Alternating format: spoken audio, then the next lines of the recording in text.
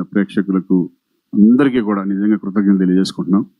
చాలా సంవత్సరాలు అయింది నేను సరదాగా థియేటర్కి వెళ్ళి చూసి ఎంజాయ్ చేసింది, ఆడియన్స్ మధ్యలో ఎంజాయ్ చేసిన సందర్భం నిజంగా మర్చిపోలేను. ఎందుకంటే వాళ్ళ ఇంత రెస్పాన్స్ వస్తుంది అనుకున్నాం, కానీ ఇంత రెస్పాన్స్ వస్తుందని అనుకోలేదు. ప్రతి చిన్న చిన్న టైమింగ్స్కి నవ్వడం కానీ, మంచి మెసేజ్ ఫిలిం అవ్వడం అనేది కూడా ప్రేక్షకులు నిన్న మార్నింగ్ నుంచి ఎన్నో ఫోన్లు రావడం.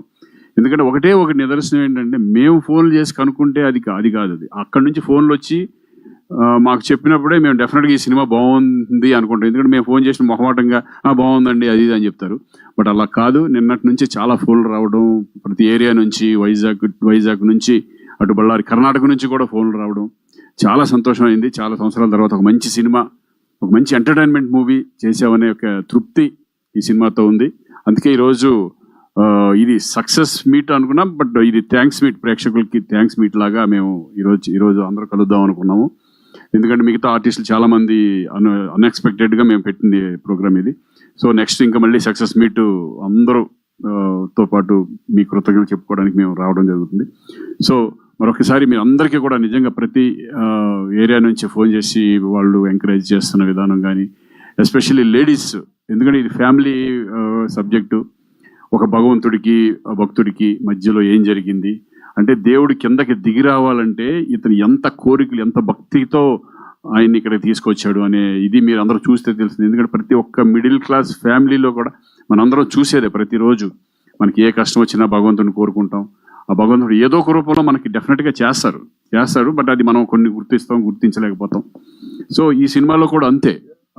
మనం ఒక మంచి కోరికలు కోరుకున్నప్పుడు అది తీర్చిన తర్వాత దాన్ని మనం ఎలా సద్వినియోగం చేసుకుంటాము అనే దాని మీద ఒక మంచి మెసేజ్ ఓరియంటెడ్ ఫిలిం. కర్మల నుంచి ఎవరో తప్పించుకోలేరు, ఏది జరగాలన్న అది జరుగుతుంది. ఇటువంటి మెసేజ్ అంతా కూడా ఈ సినిమాలో ఉండటం కూడా చాలా చాలా బాగుంది. అలాగే ప్రతి ఒక్క ఆర్టిస్టు, ఎస్పెషల్లీ మెయిన్ ఏంటంటే ఈ సినిమాకి ఒక హీరో రాజేంద్ర ప్రసాద్ గారి క్యారెక్టర్ అని అనుకుంటాను. ఎందుకంటే వెంకటేశ్వర స్వామి హీరో ఈ సినిమాకి. ఆయన క్యారెక్టర్ వేసిన రాజేంద్ర ప్రసాద్ గారు నిజంగా ఈరోజు రేపు బర్త్డే అయింది, ఆయన ఊళ్ళో లేరు, అందుకనే ఈరోజు రాలేకపోయారు ఆయన. సో నిజంగా ఆయన చేయడం ఈ సినిమాకి చాలా చాలా చాలా ప్లస్.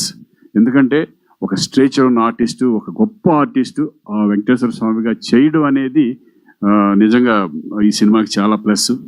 ఎందుకంటే మీరు చూస్తే తెలిసింది, ఆడియన్స్లో కూర్చొని నేను వాళ్ళు నాకు చెప్పిన ఫీడ్బ్యాక్ కానీ ఇవన్నీ కూడా చాలా అద్భుతంగా ఉన్నాయి. అలాగే ప్రతి ఒక్కరు, especially Sunil and Vennela Kishore last క్లైమాక్స్కి వచ్చే సీన్స్ మాత్రం థియేటర్లో క్లాప్స్ నేనైతే ఎక్స్పెక్ట్ చేయలేదు. అంత ఇదిగా ఎంజాయ్ చేస్తారని. ఎందుకంటే సునీల్ ఓజీగా అన్నప్పుడే థియేటర్లో సందడి మొదలైపోయింది. అలాగే వెన్నెల కిషోర్ రాగానే అఖండ 2 కదా, అఖండ రాగానే అదొక అద్భుతంగా ఎంజాయ్ చేస్తున్నారు థియేటర్లో.